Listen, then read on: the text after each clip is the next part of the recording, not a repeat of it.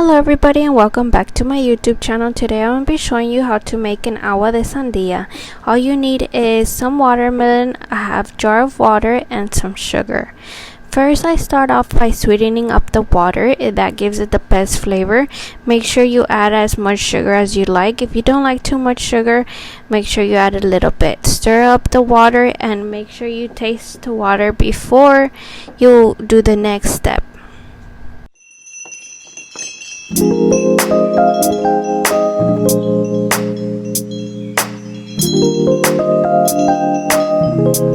Start off by adding the watermelon into the blender and half bottle of water and blend.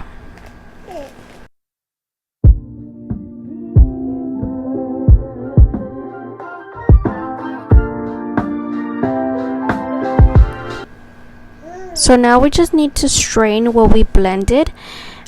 Make sure you strain it well, that way you don't have all the seeds into what you're gonna be drinking. So add everything that you blended into the jar and strain away.